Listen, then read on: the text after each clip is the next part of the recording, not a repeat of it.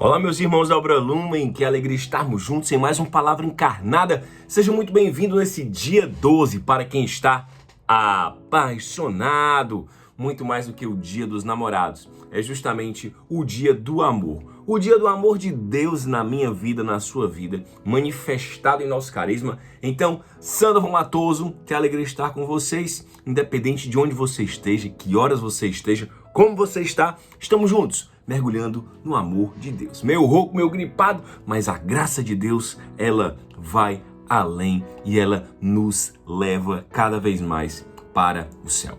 Estamos reunidos em nome do Pai, do Filho e do Espírito Santo. Amém. Vinde, Espírito Santo, enchei os corações dos vossos fiéis e acendei neles o fogo do vosso amor. Enviai, Senhor, o vosso Espírito e tudo será criado e renovareis a face da terra. Oremos, ó Deus, que instruíste os corações dos vossos fiéis com a luz do Espírito Santo. Fazei que apreciemos retamente todas as coisas segundo o mesmo Espírito e gozemos sempre de sua consolação por Jesus Cristo, Senhor nosso. Amém. Meu irmão, minha irmã, seja muito bem-vindo onde você estiver, nas nossas casas, nas nossas missões, no meio da rua.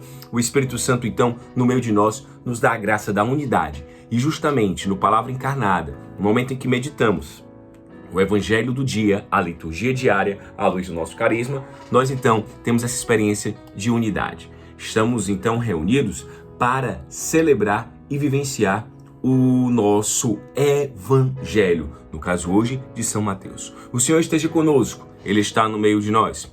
Proclamação do Evangelho de Jesus Cristo segundo Mateus, glória a vós, Senhor. Capítulo 5, versículos 17 e 19.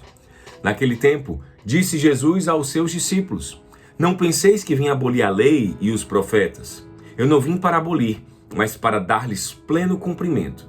Em verdade, eu vos digo, antes que o céu e a terra deixem de existir, nenhuma só letra ou vírgula serão tiradas da lei, sem que tudo se cumpra. Portanto, quem desobedecer a um só destes mandamentos, por menor que seja, e ensinar os outros a fazerem o mesmo, será considerado o menor no reino dos céus. Porém, quem os praticar e ensinar será considerado grande no reino dos céus. Palavra da salvação, glória a vós, Senhor. Meus irmãos, do Evangelho hoje curtinho, palestra uma palavra de vida do Focolares, mas é justamente nesses versículos, ó o Miguelzinho falando aí, é justamente nesses versículos que Deus ele quer falar conosco.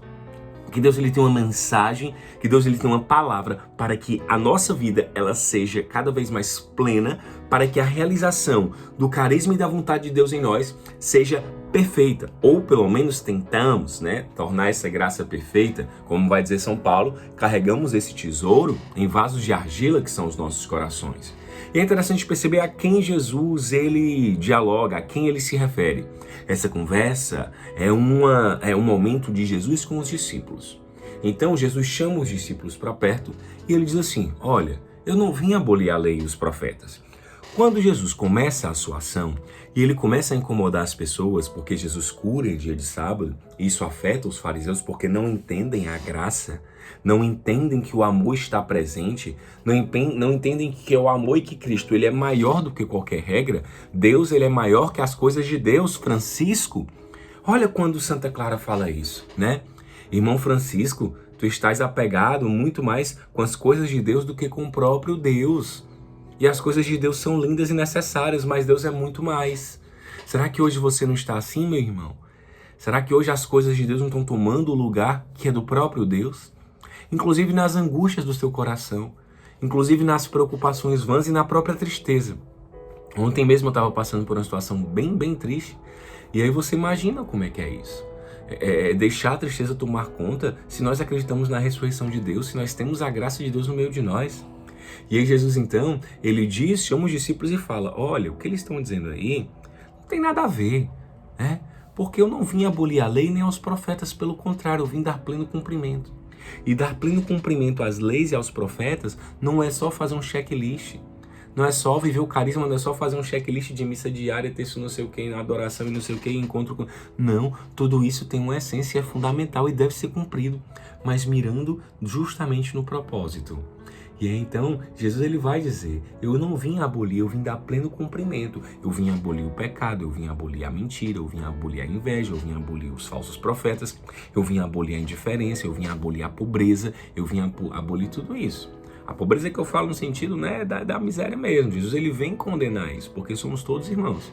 Pobres sempre tereis, né? Mas ele traz essa verdade salvífica do evangelho, que quando ela é colocada em prática, nós devemos sim condenar tudo aquilo. Principalmente o quê? A pobreza espiritual. Principalmente o quê? O coração condenado e apegado às coisas dessa terra. A cultura do ter, do poder e do prazer.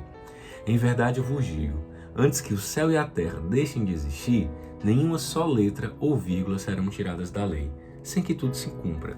E a lei aqui ela é muito importante porque ela tem tanto o caráter da tradição, da história, da memória do povo de Deus e das narrativas que eles se rememoram e vivem aquilo também, mas também tem a ideia das promessas que Deus fez. Então por isso que quando Jesus ele é acusado de abolir a lei e os profetas, é tanto o passado quanto o futuro.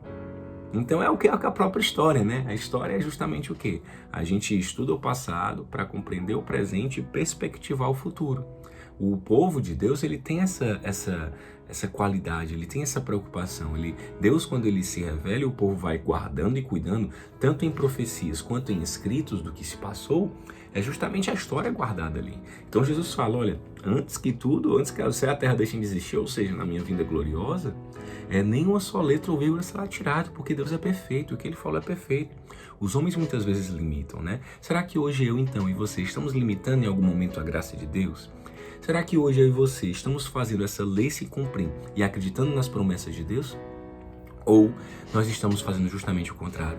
Lembra, Rondinelli? Eu creio nas promessas de Deus, eu creio nas promessas de Deus, eu creio nas promessas do meu Senhor. Daniel Carbage. Se sou fiel no pouco, André Luiz, ele me confiará mais. Se sou fiel, Diego Marques, no pouco, meus passos guiará.